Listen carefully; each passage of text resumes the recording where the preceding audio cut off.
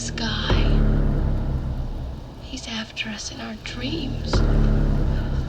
But that's just not reality, Nancy. It's real, Mama. Feel it. Give me that damn thing. It even has his name written in it. Fred Krueger, Mom. Fred Krueger. Hey, yo, friends. You still stuffed?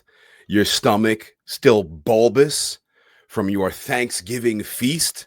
From your Black Friday holiday hell shopping? Well, you have nothing to worry about because your boys are back. In Madness Pod, episode 36, part 2, A Nightmare on Elm Street. I'm Shawn the Butcher here with Pt.33. How's it going? What's going on, Shawn? I'm coming out of the food coma. I'm getting in fights at Walmart for Beanie Babies. Oh, no, wait. I don't think they do that anymore. Just like Krampus. Yeah. I don't think that happens anymore because everyone can just order it online. But I'm doing good. For Christmas. Oh, I can't tell you yet. It's special. Super special. Okay, we'll do an unboxing for it on the show. It's my soul. Wait, Freddie, what are you doing? Make sure you follow us on all the socials. This is the premier podcast, In Madness Pod, on the socials at In Madness Pod. You can email us, inmadnesspod@gmail.com. Our intent is to do a year in review that we are going to drop very soon, and we require your involvement for it. Send us emails, send us voice notes, talk about your favorite In Madness episode so far this year. We will feature it on our year in review episode. We are also on YouTube. Make sure you like and subscribe and comment. Give us the 5 stars on all platforms. Follow the In Madness Spotify playlist, which I just added the 100th song to. Nice. Do you want to take a guess what that song is, Vertebrae? It was one of your requests. Was it Sweet Dreams by the Eurythmics? 7 Mary 3. Oh, geez, yes. Cumbersome. That's perfect because that playlist has become cumbersome. Shawn's got a whole other job compiling that playlist. It's one. I love that we get to incorporate music into the show as well. Sometimes it has a point to be on there. Other times it'll just because Vertebrae said a word, which happens to be a very well-known song, and we throw it on for the hell of it. Happy In Madness Monday if that's when you're listening. And if you want to rock an In Madness t-shirt, perhaps a family member has it on their Christmas gift list and has asked Santa for an In Madness shirt, well, you know exactly where to get it. inmadness.com. And most importantly, Vertebrae, what mug do you have for this week's episode? So I don't, as I said before in part 1, I do not have a Nightmare on Elm Street or Freddy Krueger mug. So I was trying to find something. So this is my Star Wars Mustafar mug. So it's yellow, orange in the middle, and he got all the lava and all that. So I try to find something. There's a lot of Star Wars bugs in this collection, Shawn. A lot. But you know what? What you talked about in our year-end review is the first ever In Madness holiday special. That's what it's going to be called. That's what we're going with. We're going to have special guests. We're going to have a party. We're going to be at... we're going to take our shoes off after we fly in and make fists with our feet on the rug to get relaxed at Nakatomi Plaza. It's going to be a lot of fun. I hate to bring this episode down before we start. No, you don't. But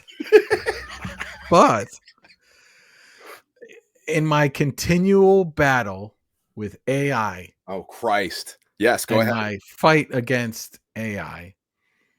This past week, I tweeted out, and I put it on all the platforms because now you got to be on Blue Sky and Purple Sky and Threads, and so I try them all out. To be honest, I try them because I figure if somebody's starting an account for the first time, if it's some author or movie director or whatever, maybe they'll follow back because they actually getting it in the ground floor. So I kind of hit them all up that way. But honestly, I just copy and paste the same thing to all of them. So I just wrote, your AI art is not art, and you are not an artist. No response on Facebook, barely any response on Facebook, little response on Twitter, lit up on Threads because somebody re-threaded it or whatever. So people started, and there are actually people coming back at me, and a couple like not nice comments, people defending the machines, a couple people discussing it with me intelligently, which was interesting, and them kind of wanting to know. But one guy made a comment and it disappeared because he must have deleted it after he wrote it, but it comes up in your notifications on your screen, right, of your phone. So you see it there. And when you click it, it's no longer there to read. But if you read it on your phone, you can see it. So he felt the need to say something like, oh, that's really surprising coming from somebody who makes an entire career out of ripping off other people's IP. Now, he must have then went to my website and realized that all of that IP that he's talking about, these companies have paid me to create for them. It's all legit and official. So then he quickly deleted it. But Shawn, I got super excited because I was, you want to respond, right? And so I notice our buddy John Langan is starting to tweet and retweet comments about AI because it's infiltrating writing more, even from when we talked to him a few episodes ago. So there is actually a book company started up by these 4 dudes, and I'm not even going to name it because I don't want to give them any time.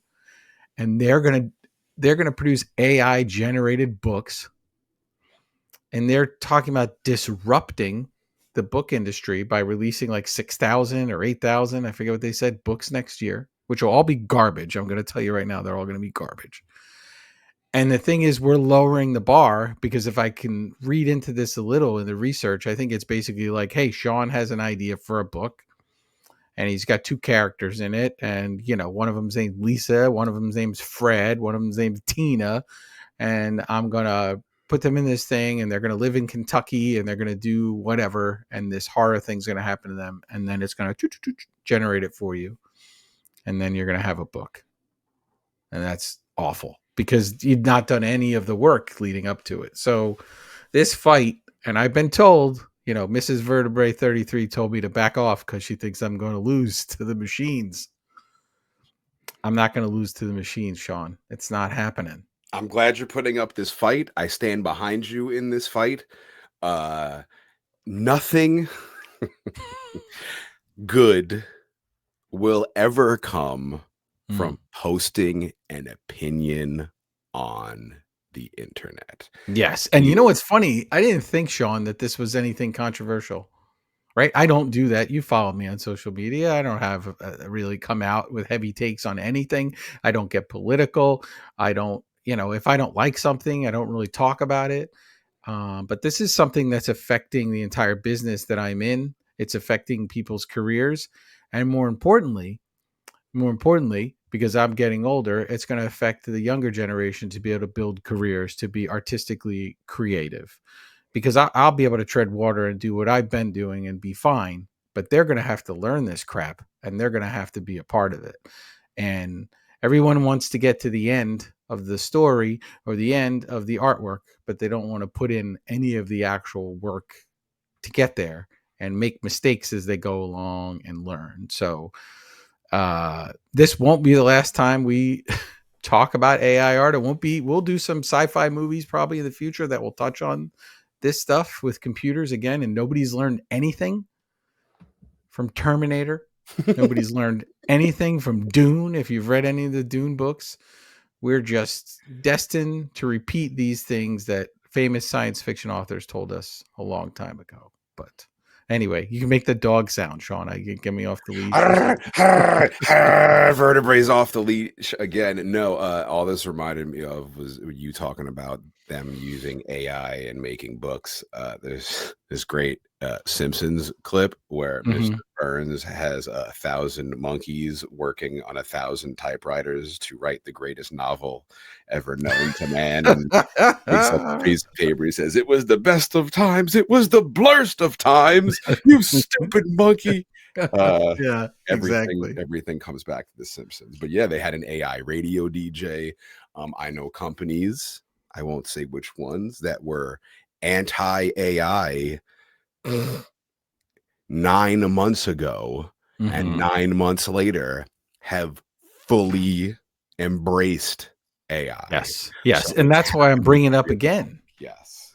because it's not. This is changing right now as we Mhm. speak. It's not like, oh, he's ranting about this again. And I apologize if you tuned in to listen to a part 2 of Nightmare on Elm Street. But as we actively record these and you take this ride with us, these are things that kind of pop up, and it's, it affects Shawn and I. It affects other people who do creative ventures, and it's going to affect generations after it until we can figure this out. But point blank, if you're using a computer and it's sourcing your materials from something else a human created and then spitting something out, like, you didn't create that. You didn't create that at all. But I hope all of these people who are making all of this AI generated art get bad dreams. Give me bad dreams, Shawn. Yes. I'm tying it back to the episode. I'm Well, trying. hopefully you checked out our previous episode. We left it up to the In Madness family. What movie did you want us to cover? We will be doing this again very soon for the new year. So keep your eyes on our socials. This movie won by a landslide. It is one of my favorites of all time. We're going to review all of the sequels in our next episode for the Point Five. Rewatching all of the sequels have made me grow even more of an appreciation for how great this movie is, and how everything after it didn't, with the exception of one other movie, did Mhm. not even come remotely close in feeling, in character, and me giving a shit about any of the characters. This movie really connects, and I feel like that's what the sequels are lacking. But yes, A Nightmare on Elm Street shout out. I give a recap to what we went over on our previous episode, in case for whatever reason you're just tuning in now to part 2 of A Nightmare on Elm Street. I can recap if you're ready. I'm ready. I want to see how quickly, because you could talk fast. We're going to test you, Shawn. How quickly can you enunciate and give this recap? I said recap. Recap. It's pretty short. It's pretty short. I kind of cut some corners, but I just kind of got the point driven home. We got this guy Freddy. He's haunting these kids in their dreams. He's already killed one. Poor Tina.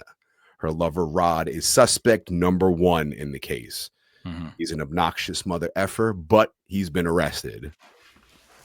Tina's friend Nancy is also being stalked by Freddy. She keeps seeing Tina's corpse walking around in a body bag. Nancy is drinking tons of coffee and popping no-dose pills to not fall asleep so she doesn't get killed, but she devises a plan. Her boyfriend Glenn is supposed to be keeping guard while Nancy drifts into dreamland and goes to check on Rod in prison. She sees Freddy enter Rod's cell. Nancy is screaming for Glenn to wake her up, but of course, Glenn has fallen asleep. Freddy begins chasing Nancy, who runs back to her house. He's on her tail. Nancy screams and tries to wake herself up. She says, "It's a dream. He's not real." This is where we left off last week. Was that good? It was. I probably missed a That couple was of things, but I think that that was all was right. no, that was Yeah, fantastic. yeah. Just the little key points. Just getting He's an everybody where they expert. need to be. He's an expert, ladies and gentlemen.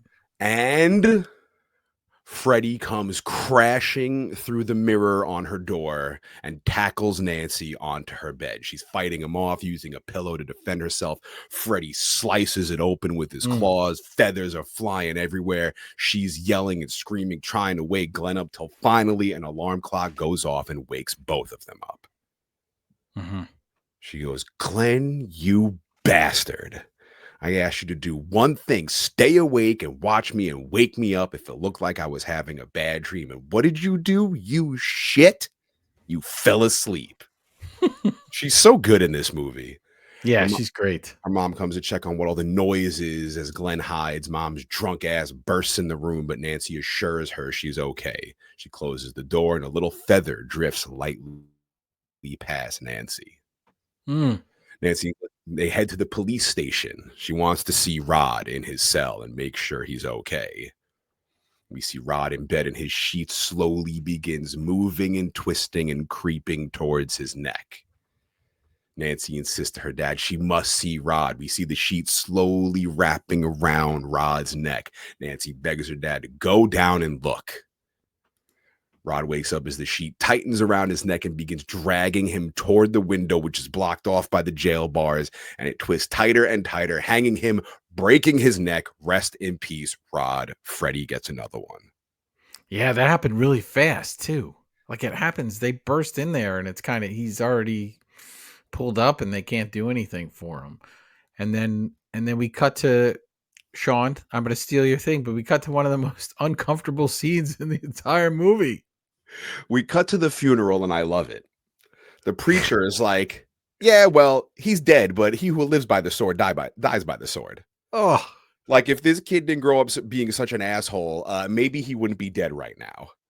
also, we have a funeral for Rod, but not Tina. Nope. Nope. We just moved on. Everybody went to school the next day. But we have a funeral scene for Rod, which is just, interesting. Yeah. And the preacher says this line right in front of the kid's grieving parents. It's hilarious.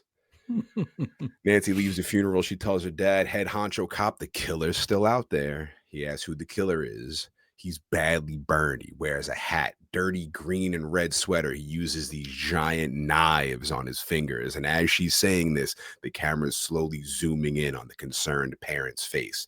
They know something. Yeah. And the dad, he looks so much like every detective or cop in like every like 80s TV show or movie. Like, he just has that look to him.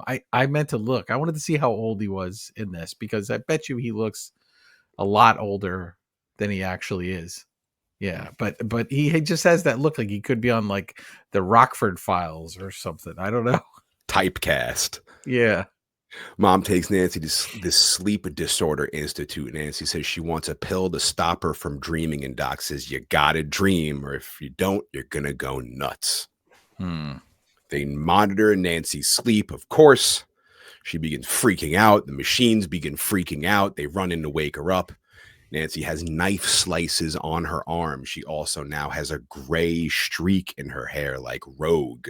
She reaches under the blanket and pulls out Freddy's hat. She says, I brought something back from my dream. Mother asks where she got it, and she says, I grabbed it off his head. Crazy. And the Sleep Institute thing that they're at is very much like when they take Reagan and The Exorcist to get checked out as well. And then the doctor says something crazy in this about, they're talking about nightmares or dreams and nightmares, and he says something about it being hocus pocus or something. And I'm like, well, this guy has no idea what he's doing. And that the mom is smoking when they're there, which is very much like an 80s movie thing. But she has his hat, and then we don't see this dream.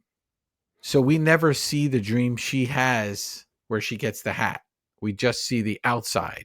So in the film, that kind of confuses us on what is reality and what's an actual dream.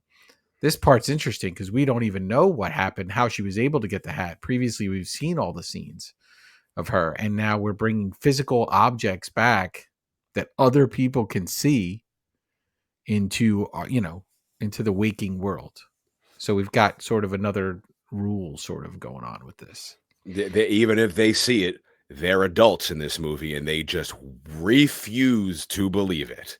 Yeah, I don't know. That would freak me out, Shawn. Yeah, if you were there and they had you at the Sleep Institute and I was there with you for some reason, helping you out, and you just had another hat, you had a hat appear in your hands that wasn't there and it wasn't in the bed or anything, like, I'm sorry. I hope you're okay, but like, I'm gone. There's no way some object just appeared out of thin air.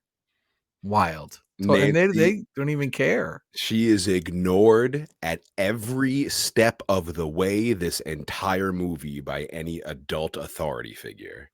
Which is definitely one of the tropes of these types of horror movies where you can't get help. Much like my favorite with daytime horror that really freaks you out because you're in the middle of the day and like it should be safe and people can help you.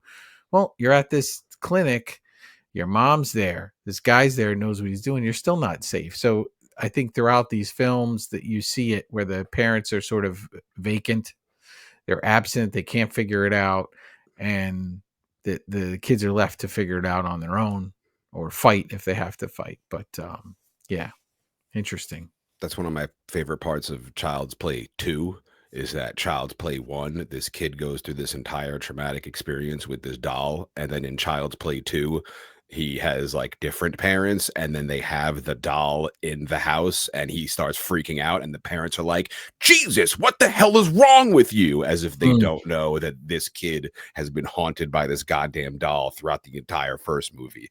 Yeah, it's just funny how oblivious and annoyed they always are.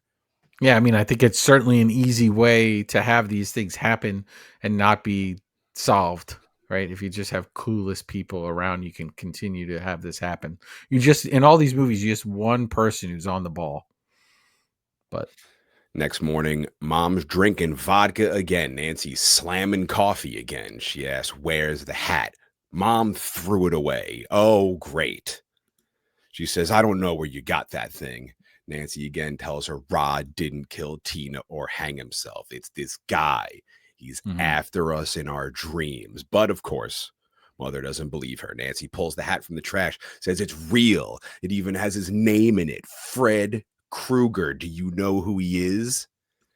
Nancy says her mom does a good job avoiding reality by getting drunk all the time, and Mother slaps her in the face, tells her Fred Krueger can't come after you. He's dead. Believe me. I know. It's so weird when you hear Fred Krueger. I don't know why, but when they say it in the movie, it just seems weird. It seems so It's much like more saying formal. Mike Myers.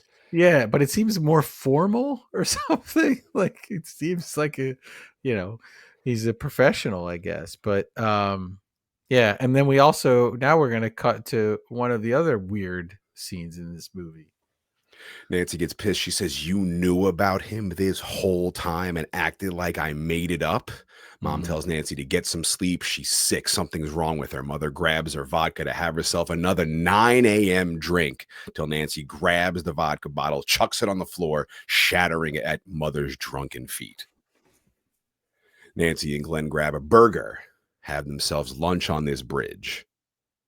Glenn hips Nancy to the ways of dream skills. If you're dreaming of falling, instead of going crazy in your dream, make up in your mind that you're falling into a magic world. She asks, "What if there's a monster in that dream?" Glenn says, "Then turn your back on it. Take away its energy and it disappears." She says, "What if that doesn't work?" And he says, "Then I guess you don't wake up to tell what happens." Nancy laughs. She's reading a book. Glenn snatches it from her. It's a book about setting booby traps. That's right. We're about to get into Predator Home Alone territory here. Yes, folks. we are. He asks what she's reading this for, and she says, "I'm into survival." She returns home, and there's these jail bars on every window, to which Wait. Well, go Hold ahead. on, Go Shawn. ahead. So they go to this little walkway bridge. They don't get burgers. He gets a burger and a soda, and she has the book. She has no food. So they go to this little walkway. Oh, I didn't notice that. Yeah, and he's eating. She's not eating, and then she just has that book. They have the conversation, and she walks off, and he just stays on that little walkway bridge, like eating his burger, drinking a soda. It's so weird. And then what you were about to say, bars on the windows. When did she leave the house for this walk? Couldn't have been Was that it? long ago. I mean, even if it's a couple hours, it's getting dark. But let's say it was the morning; it's a whole day. Her father was able to get a company there that quickly and install all those bars on those windows. First of all, I don't even know if is that legal? Like that's a fire hazard. 100% fire hazard. But I mean, I guess he doesn't have to worry about it, right? He's like the chief of police or something. So maybe he called in a few favors and they had the window bar crew come out. Did he do it or did Mother do it? Because I don't think Dad's living at that house. How could she have done it? No, I don't know.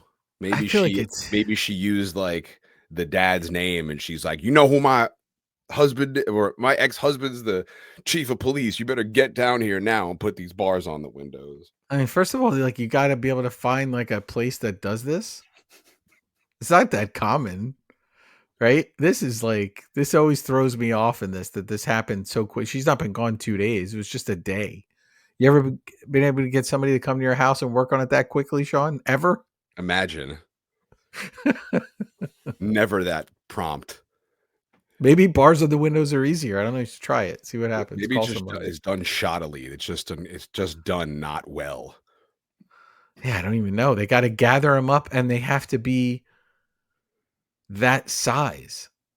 Yeah, So perfect size for the windows. Yeah, because they're like ornate in the middle, right? So it's like they were like created for those size windows. It's impressive. Nancy comes home and sees it and goes, ugh, gross. She walks in the house livid and screams for mother. And here she comes smoking a cigarette. She takes Nancy to the cellar and tells her all about Freddie, the child murderer who killed 20 kids in the neighborhood. When he was captured, someone forgot to sign the warrant in the right place, and Kruger was free. She pulls a large rag out of the furnace and tells Nancy the parents tracked down Freddie in an old boiler room where he used to take his victims. We lit that bitch on fire. He can't get to you now. He's dead because mommy killed him. And I even took his knives. She reaches inside the rag, pulls out Freddie's glove, tells Nancy it's okay. She can sleep. And also just now noticed sitting right next to mother is a fresh new bottle of vodka. Yeah. A couple questions on this, Shawn. So she keeps this glove in her own home. Why?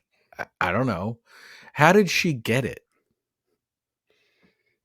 She was the leader of the mob that burned down Freddie's place. So they burnt him, and then she went in and removed it from his burnt body.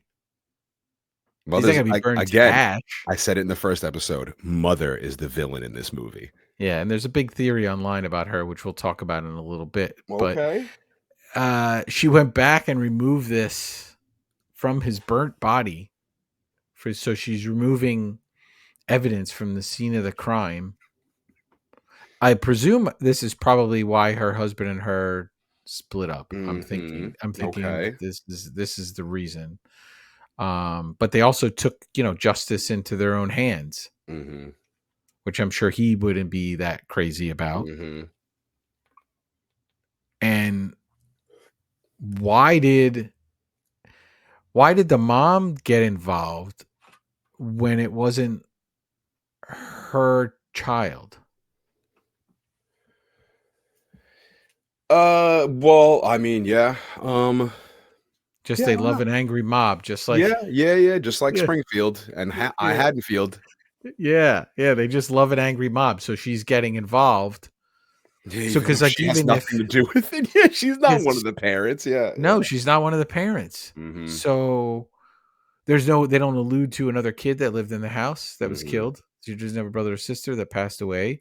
So she's just getting involved because, like, if she gets busted, you can't even say like, "Oh, I lost my mind because this horrific thing happened to me." It's just we got an egg. There's no way this guy should get out, and we should just, So she was probably drink. I don't know. Maybe she wasn't drinking before then, but she was probably watching the news on that TV in her kitchen and saw what was going on. And she was drinking. They were all drinking. They all get together and decide they're gonna, go Frankenstein on this situation here. And I mean, listen, maybe he didn't have the glove on. Like maybe he was just sitting somewhere and they burnt the place or whatever. But I don't know. They probably have to tie the guy up or knock him out. I don't know. It's like it gets pretty. When you think about it, I just never understood why it drove her enough. Because she's not even that great of a mom to her daughter. So it's not like she's like that she's concerned, but seems just as concerned about drinking as she does, But it's interesting, very interesting. Cut the Glenn in his room, laying in his bed. Oh boy. He's watching TV in bed like young vertebrae 33. He's also listening to records till Nancy calls. Yeah, so she's slept. She says not in 7 days, but don't worry. She checked Guinness and the record is 11 days. She tells Glenn she knows who the killer is, and if he gets her, Glenn is next. Nancy wants help catching Freddy. She tells Glenn her plan of bringing Freddy out of her dream, the same way she did with the hat. She'll be holding on to Freddy when Glenn wakes her up, and then Glenn's supposed to knock his ass out. She tells him, meet at her place at midnight. Whatever you do, don't fall asleep. Cut to Glenn asleep. Yeah. Almost immediately. Poor Glenn. I love this. His mom wakes him up and frightens him. She wakes him up while he's asleep in his bed to tell him to get to bed and go to sleep. Yeah. Odd Some moment.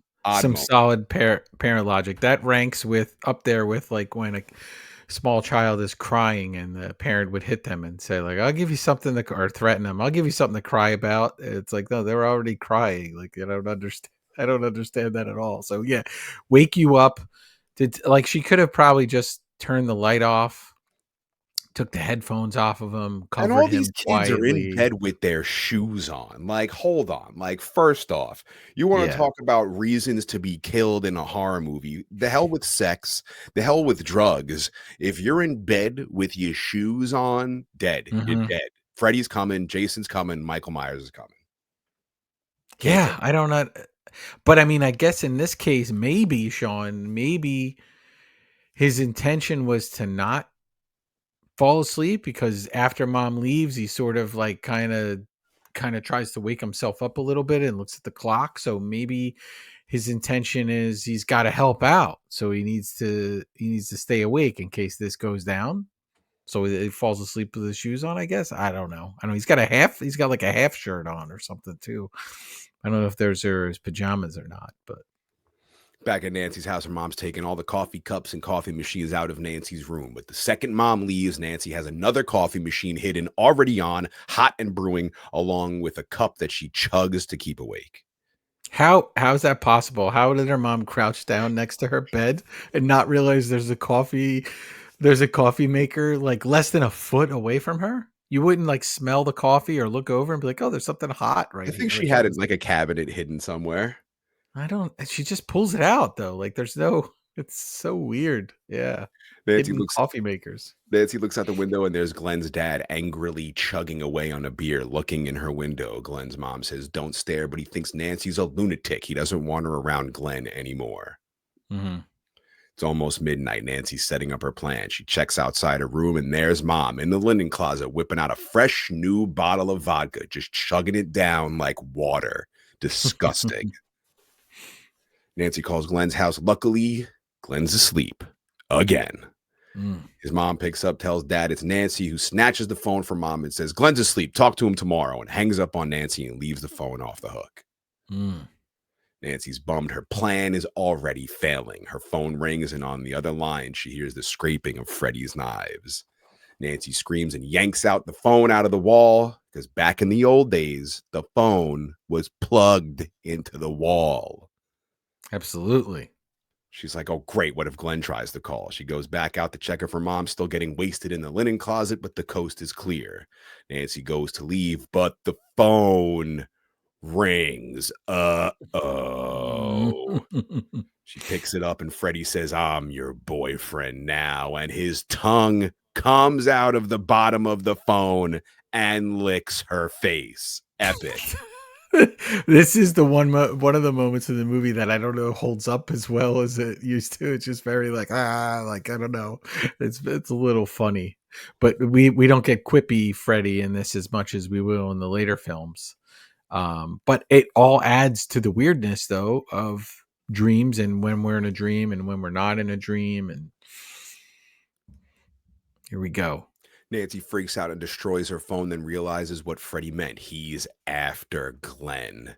Nancy rushes to the front door, but there's no getting out.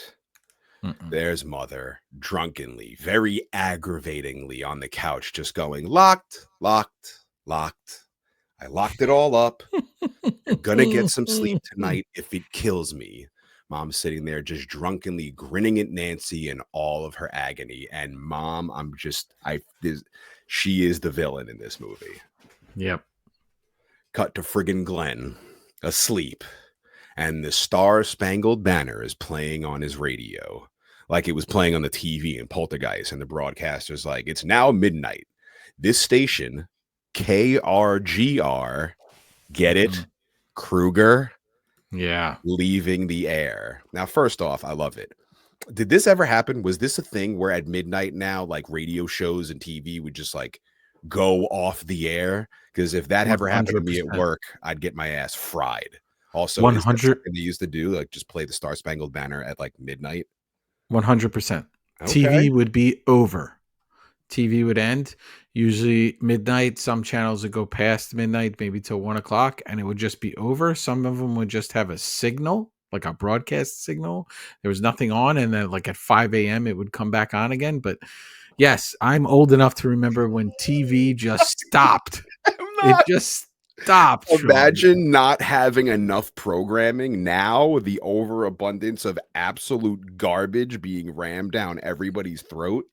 Well, what happened is you're gonna get cable TV and all that happening as well. But what would happen is that's where they would fill that with advertising.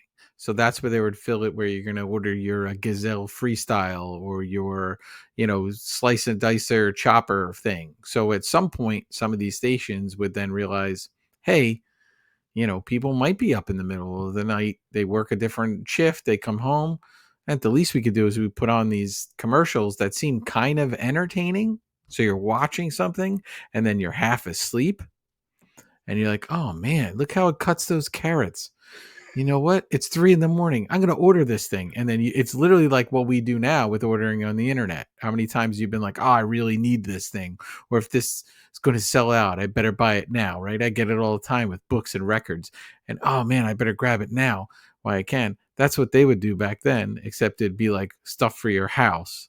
Or sometimes it'd even be clothes, but it'd be like a lot of vacuums and kitchen stuff. And you'd be like, I need this. And then you'd forget about it. And in 6 to 8 weeks, this thing would arrive. And then you'd realize that the blades were weak and it didn't work right.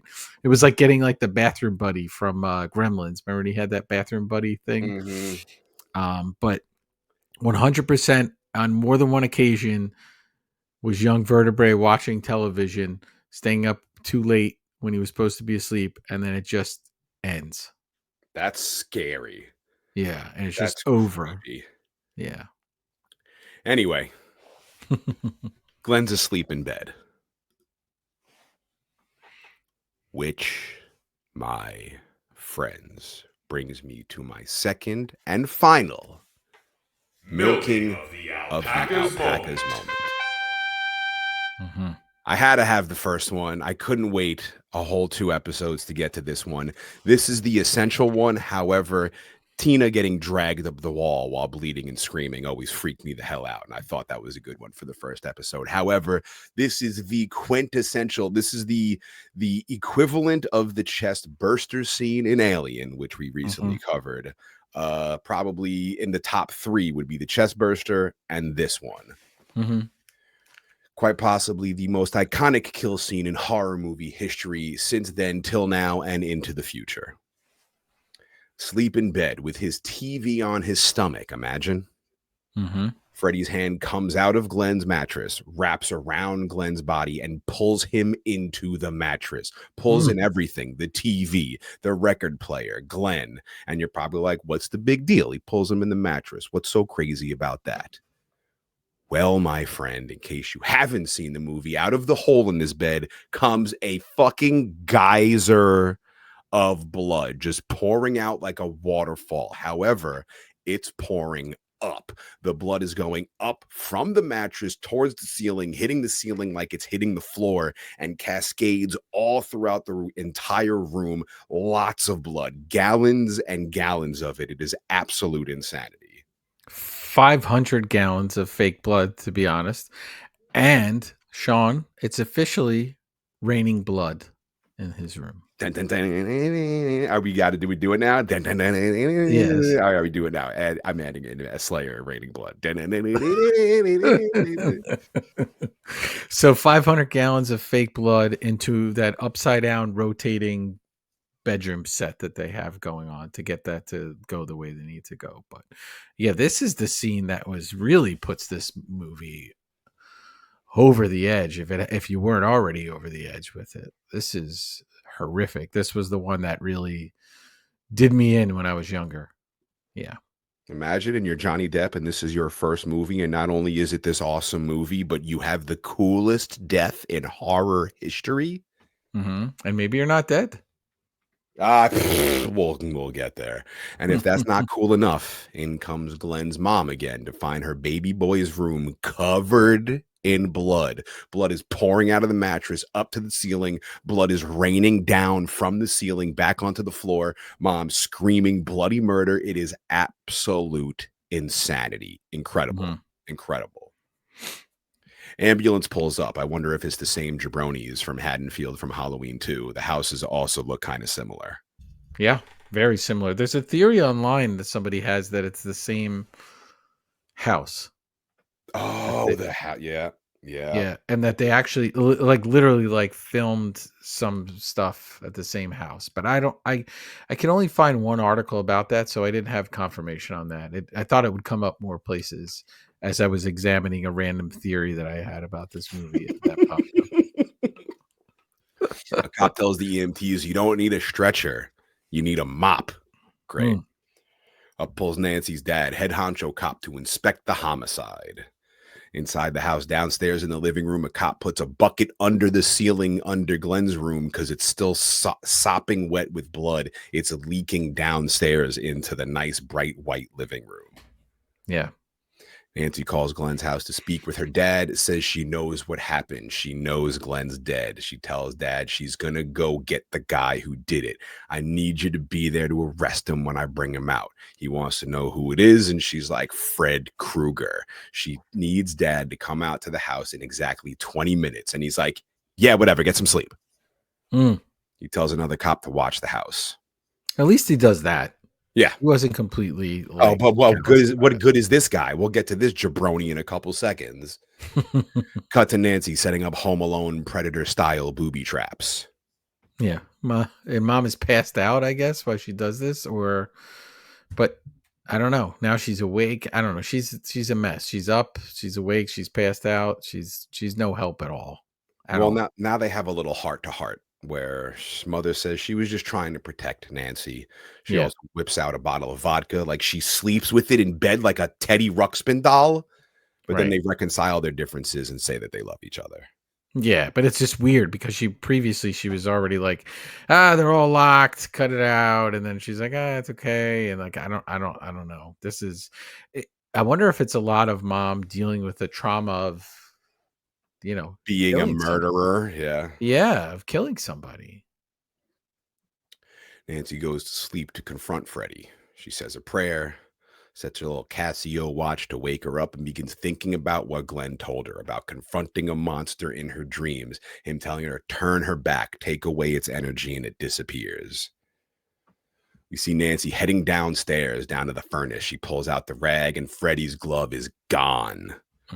We hear one of his blades scrape. Nancy finds another door and heads down to the boiler room. We hear Freddie laughing in the background, says, I'm going to get you. She's calling his name, trying to get him to come out. She finds a room that has Rod's knife, Tina's crucifix, and next to a burning fire, Glenn's bloody headphones. She screams for Freddie to come out, and he jumps out and scares the crap out of her. The chase is on. Nancy jumps out a window, which now in this dream world lands her outside of her house. Her watch lets her know she's got 10 seconds till the alarm goes off. Freddie jumps out behind her and she tackles him. Her alarm starts going off and she wakes up screaming in her bed alone. Yeah, and Freddie is kind of easy to fight. Like they're able to fight him off pretty easily at different points. He's no predator, that's for sure. No. She sighs and she says, I'm crazy after all. And after breathing for 1 second, out pops Freddie and scares the crap out of her and out of me. She breaks a coffee jug over his head and runs out of the room and sets up a booby trap. She runs to her window and begins screaming to the cop outside that she's got Freddie trapped. And of course, The cop's like, yeah, don't worry. We got everything covered. It's all right. Completely ignoring Nancy. And she yells, get my dad, asshole. Freddy tears open the door, which triggers a booby trap. A large sledgehammer comes down and smashes him in the gut, causing him to fall over the railing down the stairs like Laurie Strode in Halloween. It's so goofy when it hits him. He's like, oh, he makes his sounds at the end of this movie are hilarious. He lands at Nancy's feet and she runs off. She jumps over the couch and Freddy follows and triggers the second booby trap, a tripwire, which triggers a lamp full of gunpowder to explode.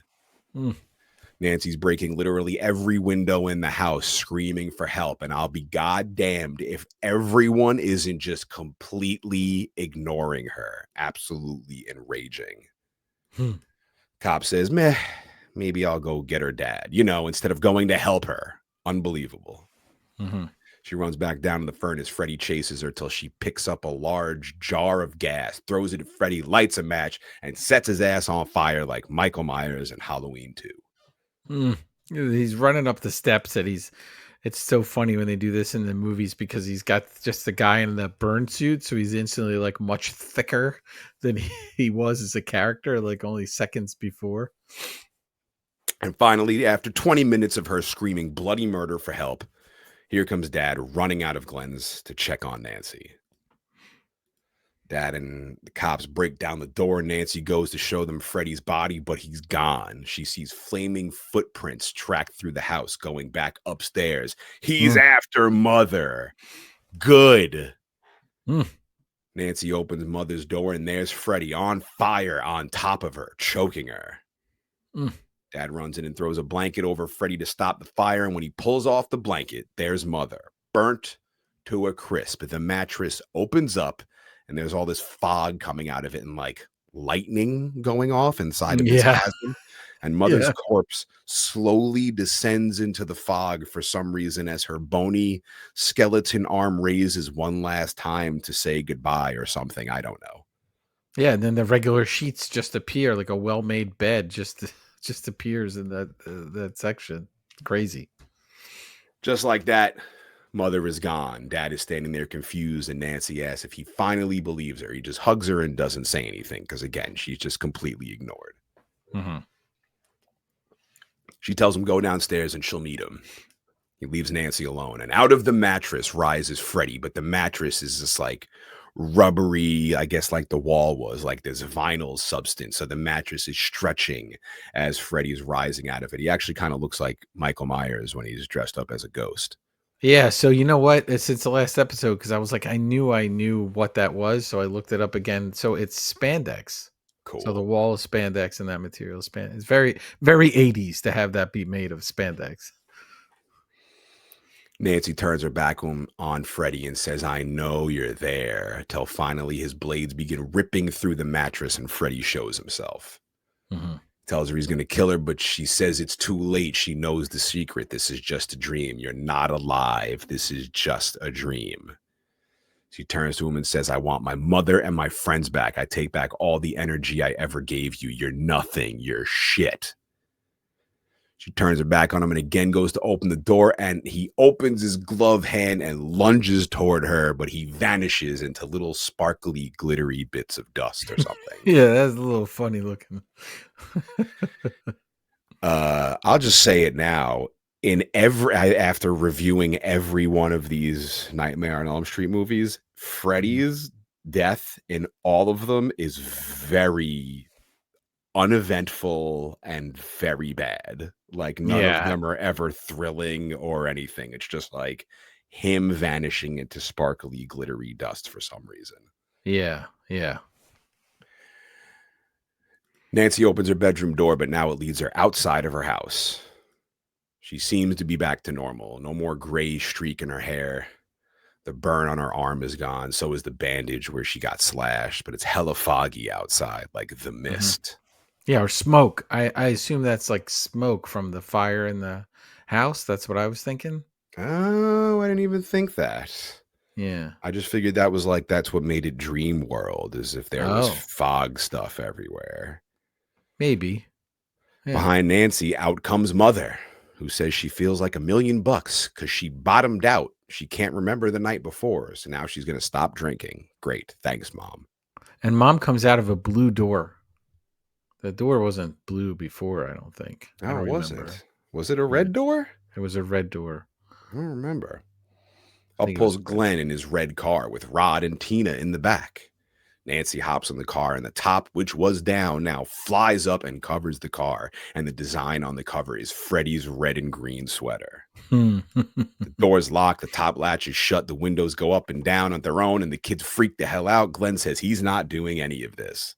Nancy's screaming for Mother, but like every other adult in this movie, Mother is completely ignoring Nancy and smiling and waving as she's panicking. The car drives off and we hear the girls begin singing, 1, 2, Freddy's coming for you. We see the group of girls dressed in white jumping rope. Mother is standing at the front door and Freddy's gloved hand crashes through the small window in the middle of the door, wraps around Mother, and there is this absolutely ridiculous closing shot of what is clearly a dummy mannequin dressed up as Mother, being yanked through the very small window in the door headfirst by Freddy. Yeah, so silly. As the girls continue, 3, 4, lock your door. 5, 6, get your crucifix. 7, 8, stay up late. 9, 10. Do you know it this time, Vertebrae? And never sleep again. The end. Or is it? Well, it's not, clearly, what a great film. I feel for Nancy. I'm invested in Nancy. None of the sequels even come close to this one. I can't wait. Go ahead. Yeah. You know, I was going to say, yes, we're going to get to the sequels when we do the 0.5. We've never done this before. We've given away what we're going to talk about in the 0.5, but our plan is to try to talk about all of them on the 0.5. So I've got a lot of watching to do because I jumped out somewhere after 3. I think maybe I saw 4. I'm not really sure. But I will say that basically, and I want to get to some theories on this movie, but what you were mentioning is because the films become about Freddy and he's the centerpiece of them and the biggest character. And there's more Freddy in them as they go along than any of the other characters. So we're not invested. If we take out the insanity of 2, because we'll get to the insanity of 2. Christ. We get more invested in 3 and here and there and the other ones as well. And I haven't seen all of them, but in the ones I saw, but I think that's what happens is because that's the character that's making the money for them. So everybody just wants more and more Freddy. But I think the balance is to have this performance, by this actor and Nancy and everything in this, and having Johnny Depp and balancing out with these stories and getting to know these kids that you care about them. Otherwise, you're not invested and you're just there looking to watch Freddy kill a bunch of people. And some people are into that, and that's great. But at the end, there's no extra weight to it, and that's why it doesn't carry with you afterwards. But there was that novelization that came out about this, and we talked about it before about the mom and killing them and all that. In the novelization, that says that he was drunk and asleep in the boiler room, and they set him on fire while he was sleeping. That woke him up, and then he runs around the boiler room swinging his gloved hand at them and telling the parents that he's going to kill their children. That's what's added into the novelization. So if that timeline is correct, then he dies and gets burned to death, and then the mom, presumably maybe grabs the glove with that cloth that it's wrapped in and takes it away with her. I don't know why. This burning hot knife glove, and then keeps it in her own house, not even a storage space, but interesting. So there are a bunch of theories online, Shawn, about this film. And I was going to play a game where I go through a few of these, and then you tell me what you think about these theories. Please. And if they hold any weight with you. Please. So we'll go theory 1. Freddy is Nancy's father. So we're not considering any of the sequels. We're just going off this first movie, like Just gonna do. go off of one, which we have to do. Freddy is Nancy's father. And then Uh, the theory suggests that Freddy is targeting Nancy's mother for hiding their relationship. okay. And also, that's why Nancy is able to defeat him. Okay, yeah. I mean, that's fine. I don't. Yeah. I mean, they went. I mean, I'm saying in the sequels, they went in the direction that like it's the house. Right. But yeah, I don't like that. I don't particularly like that. I don't know. I kind of like that he's just showing up in random kids' dreams. I Okay. don't want it to have to be linked. But yeah, I mean, if you're that's like, Michael Myers and Laurie Strode, their brother and sister. It's just like for the sake of, I don't know. Right. Not necessary. Okay. Number 2, the Marge theory. Now, this theory says that all of this is Marge's dream. Marge is the mother, drunk mother. Marge is the mother. She's the only one killed in the movie because all the other murders take place in her dream, ultimately to terrify her before he takes her life because she was one of the residents that took him out. So he tortures her. Yeah, I guess. No, I don't know. Not necessary. I kind of just, I don't like things at face value. I feel like the movie is the movie. I don't like theories, but yeah, let me hear more theories. Well, you can't shoot down my bit right when I start. Well, no, go ahead, because I want to, because I have a question about the end of the movie, so I'm wondering if any of those are theories that are going to pop up. Right. Another one is that Nancy never brought Freddy into the real world, and that that's why there's issues with the real world where you have that fog or smoke at the end, and that's with the kids jump roping and all of that. Like, she's still in there with him. She never brought him out. So at the end of the movie, she's still in that dream. So this is what I was going to ask. This is like Krampus, like the Krampus ending, I feel, where like they're all in that snow globe. Like the family's back, everyone who died is back to life, and they get to live in this like purgatory in the snow globe. I feel like the end of this movie is sort of the same thing, where like she got her friends back, but like it's all in this like nightmare hellscape. Maybe she did die, maybe she is crazy. Those are some theories that I have. So yeah, but again, I just take things whatever the movie's telling me. But again, the ending of this movie is not really explained in any way. So it leaves you to believe, like, what is this? So my mind immediately went to Krampus Purgatory World, where like she's living in this eternal nightmare forever now. Another theory I found online is that, and this was by That Film Theory, I'll give him credit, and it was that Freddy was innocent in this. And that the mob gets together and they do this mob justice because they think he's guilty. And then they cover up their mistake, which is what leads to her consternation over Freddy and the drinking and the splitting up of the relationship with her husband and everything, because, they made a mistake. They went at somebody and it wasn't even, maybe it was now. Well, who killed these 20 kids? Maybe it was Michael Myers. It's his Haddonfield. Maybe it was Marge. Yeah, she's the one with the knives. She's the one with the glove hand. That's a good theory. Out of all of them, I think that one's. I just made that one up. That one's pretty good. You're gonna love my last theory. This is one I made up right off the top of my head, and I diligently did. My little fingers were tip tapping all over the place to find somebody who has this theory and nobody else did. But mine is that this entire film is just Michael Myers' dream when he's in Smith's Grove. He's in Smith's Grove, and he's dreaming about killing other kids because he's in Smith's Grove and he's there and he's supposed to get treated. So Freddy is also part of Michael Myers' nightmare. Yes. I like that. He's a character he created in his own head. I like that. We just like shoehorn Michael Myers into the situation. Yeah, because he wants to kill people, but he's there at the, so he's thinking about and it. That's like, I always like, always growing up, I remember, I was just thinking about that today. Like everyone was always like Freddie Jason, Freddie Jason, Freddie Jason. I don't remember that many people talking about Michael Myers, and it's all in Mhm. the same like era. And based on me watching all these friggin' Nightmare on Elm Street sequels and Friday the 13th sequels, I'm just like, ugh.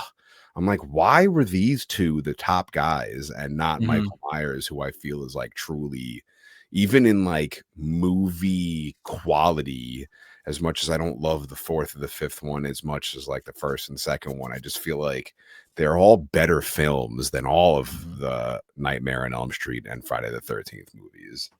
But But that's my also, it personal makes more sense to have it be a Michael Myers thing than a Jason thing because the towns click up. They're very Mhm. similar. They all presumably have a poor infrastructure in place. You could, close your eyes and not know whether you're in either one of these towns. Like they would relate really easy to each other. Um, so I think that fits better. The house being very similar. I like that better. I don't know why I mean, Jason, I think it was just basically the mask was a little more iconic Mhm. than Michael's in a lot of ways because of the Mhm. hockey mask. But this film, despite now looking at it with fresh eyes, there's parts of it that feel hokey or a little weird.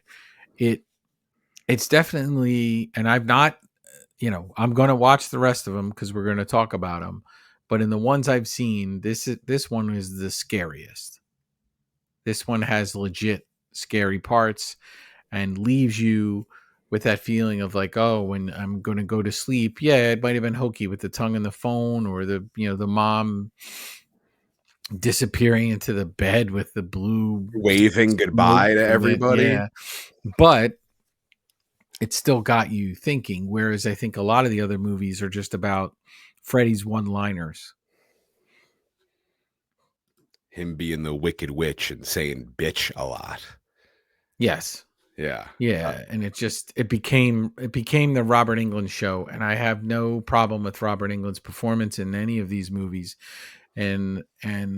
But that's not what you need, right? I always make the analogy of cake and icing, and Freddy is the icing on the cake. So you have Mhm. a nice cake, and you have these characters, and it's well written story, and it's great. You got this really good score, and then you have him in there. He's the icing on the cake. That this killer is actually this kind of charismatic, but then it was just too much. It's just a gob of icing in the middle of the I mean, plate. this reminds me of Godzilla because that's what like the Godzilla movies are. It's like you want to see Freddy, you want to see Godzilla, but you got to deal with the dreadful human story in between it.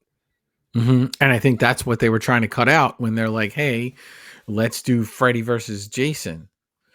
Let's not try to figure out a way to weave a story in that's going to make a whole lot of sense. Let's just have these two characters that kill people like come together and fight each other.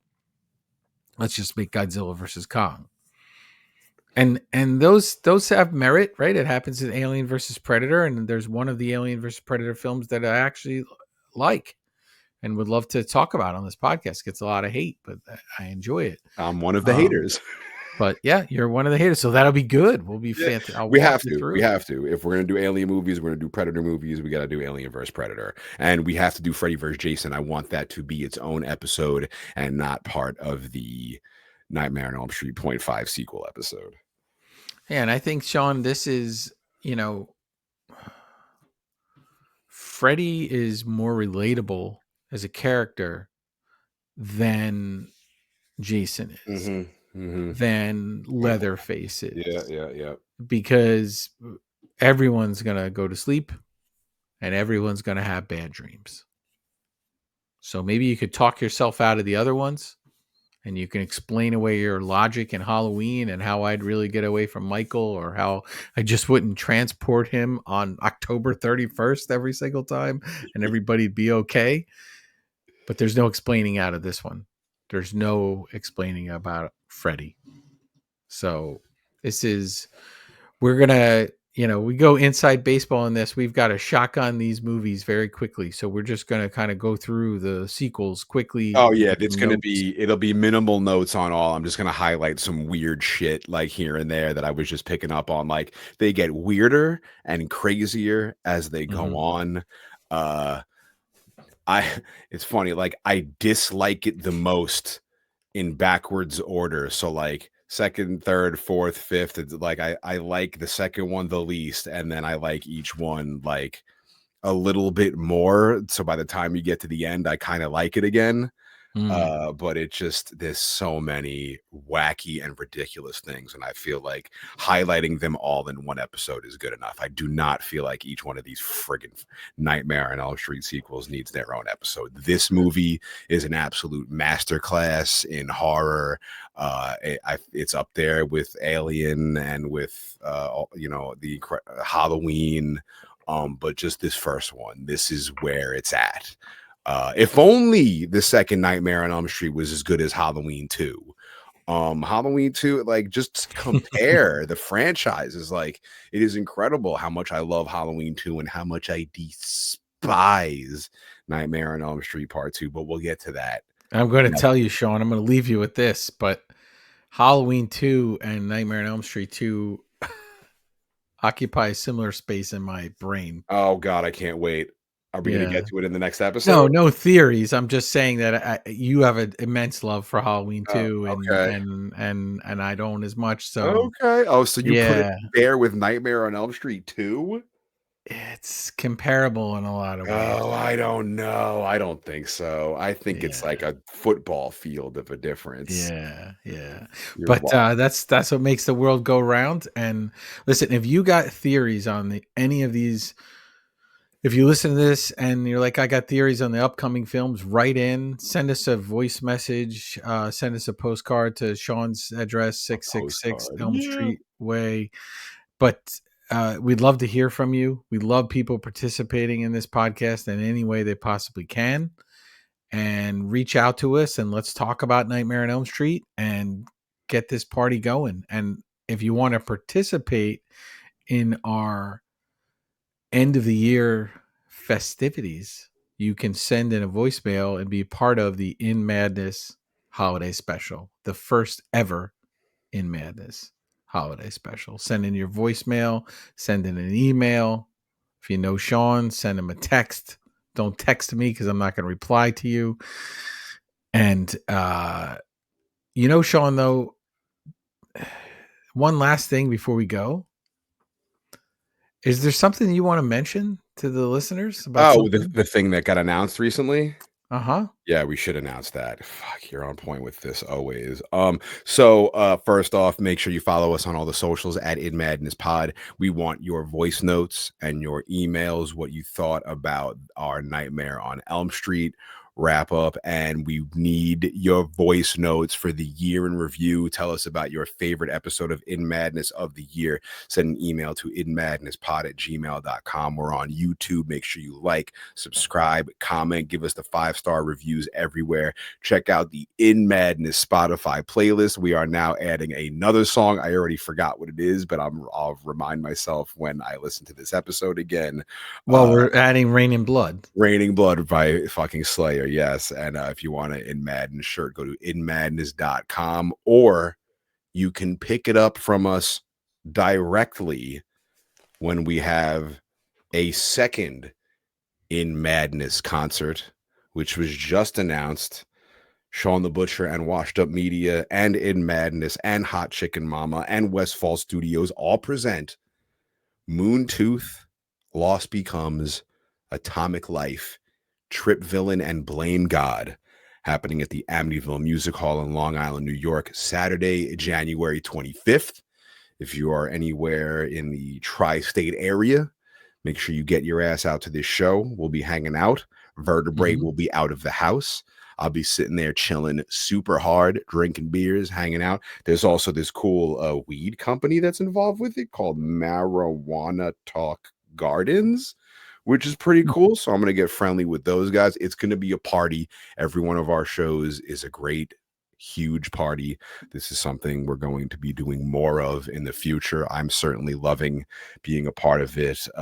It's a very hands-on thing, and our last concert was a huge success. Shout outs to all of the bands who were performed on that, all featured on the In Madness Spotify playlist, and you can check out footage from that show on our socials at In Madness Pod. But yeah, coming up very quick, starting off 2025 right with a big ass party. That's a great way to start the new year. And I think and we're going to have, dudes from some of those bands on this podcast after that to talk about the show like we did last time with our buddies from Lost Becomes. But yeah, we got another show announced happening January 25th, Amityville, Long Island. So come through, say what's up. Let us know if you listen to the show. But for now, send us your emails, inmadnesspod@gmail.com. Mm-hmm.